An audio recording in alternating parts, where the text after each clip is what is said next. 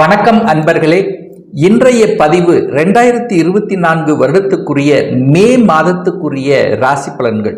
இந்த மே மாதத்தினுடைய கிரக நிலைகளை பார்க்கும் பொழுது மேசமனையில் சூரியனும் சுக்கிரனும் இணைவு பெற்றும் ரிஷபமனையில் குரு பகவான், அதாவது இந்த மே 1ஆம் தேதி குரு பயிற்சியானது நடக்க இருக்கிறது. அதன்படி ரிஷபமனையில் குரு பகவானும் கன்னிமனையில் கேது பகவானும் மனோ காரகனான சந்திரன் இந்த மாதத்தினுடைய தொடக்கத்தில் பார்த்தீங்கன்னா மகர மனையிலும், கும்பமனையில் சனி பகவான் ஆட்சி பலம் மூல திரிகோண பலம் பெற்று வலிமையாகவும், மீனமனையில் ராகு புதன் செவ்வாய் இணைவு பெற்றிருக்காங்க.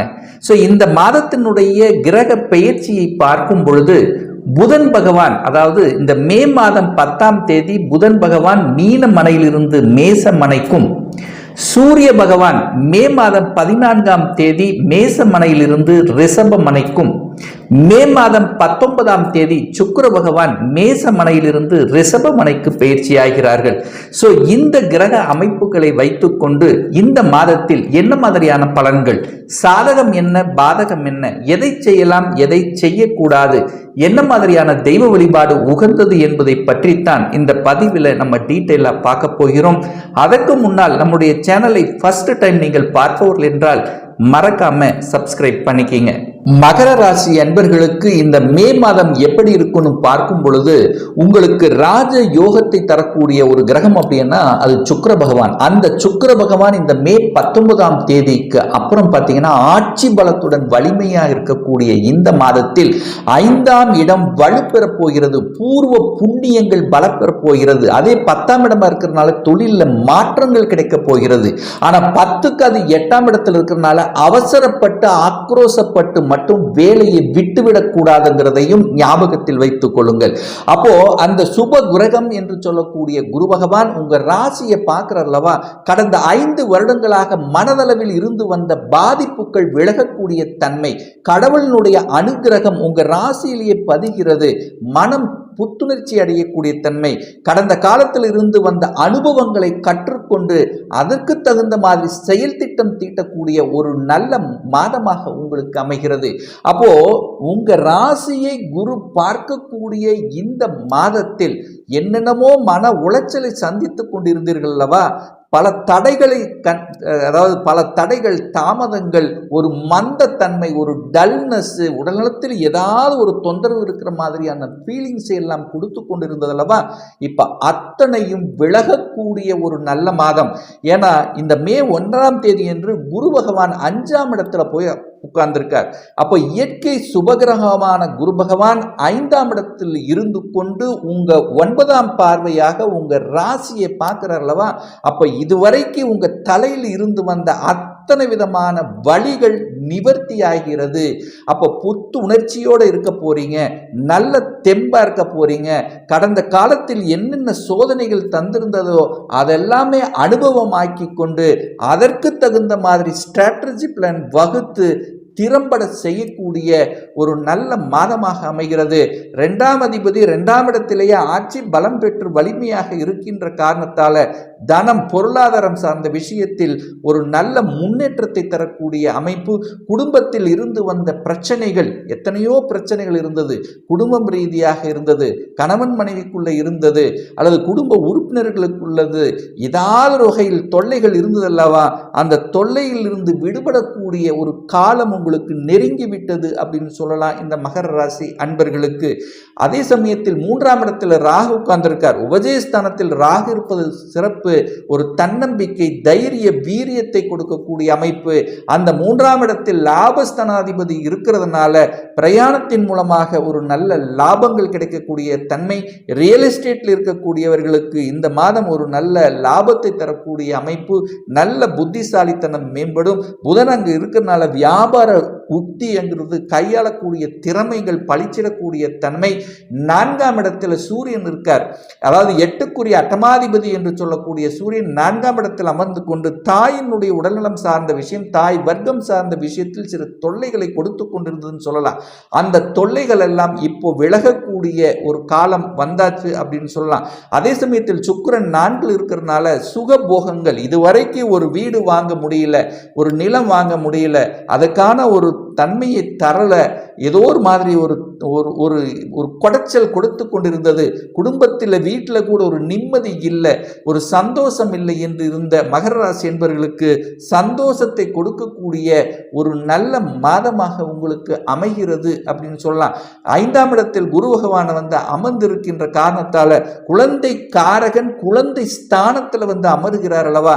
அப்ப சுக்கிரனும் 5ஆம் அதிபதியும் 5ஆம் இடத்தில் இருக்கக்கூடிய இந்த காலத்தில் 5ஆம் அதிபதி குழந்தை ஸ்தானாதிபதி ஆட்சி பலம், குழந்தை காரகன் 5ஆம் இடத்தில் இருக்கிறதுனால குழந்தை தடை, குழந்தையினால பிரச்சனை என்று இருக்கின்றவர்களுக்கு இந்த மாதம் அந்த குழந்தை பிறப்பு சம்பந்தப்பட்ட விஷயத்தில் எத்தனையோ ட்ரீட்மெண்ட் கொடுத்து எத்தனையோ செலவானவர்களுக்கு இந்த மாதம் ஒரு நல்ல செய்தி கொடுக்கக்கூடிய, உற்சாகத்தை தரக்கூடிய, குடும்ப உறுப்பினர்களுக்கு சந்தோஷத்தை தரக்கூடிய ஒரு நல்ல மாதமாக தென்படுகிறது அப்படின்னு சொல்லலாம். குழந்தைகளுடைய படிப்பு சார்ந்த விஷயம் சிறப்பாக இருக்க போது, என்ன படிக்கணும் என்று ஆசைப்பட்டு கொண்டிருந்தார்களோ, எந்த காலேஜில் எந்த கோர்ஸ் வேணும் என்று நினைத்து கொண்டிருந்தீர்களோ அந்த கோர்ஸ் கிடைக்கக்கூடிய வாய்ப்புகள், அதாவது குடும்பத்தில் சந்தோஷம் கிடைக்கக்கூடிய தன்மையை நிச்சயமாக ஏற்படுத்தும்.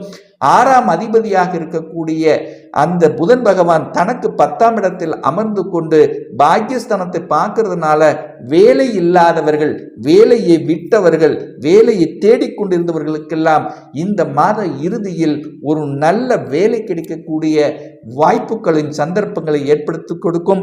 இதுவரைக்கு எத்தனையோ இடைஞ்சல்கள், எத்தனையோ துன்பங்கள், துயரங்கள், எத்தனையோ எதிர்ப்புகளை சந்தித்துக் கொண்டிருந்தவர்கள், யார்தான் நமக்கு கொடுமைகள் செய்தார்கள், யார்தான் நமக்கு எதிர்ப்பு, யாருக்கு நமக்கு பின் முதுகு குத்தி கொண்டிருந்தார்களோ அவர்களை எல்லாம் இனக்கண்டு கொண்டு அதற்கு தகுந்த மாதிரி செயல் திட்டம் தீட்டி வெற்றி பெறக்கூடிய ஒரு நல்ல மாதமாக அமைகிறது.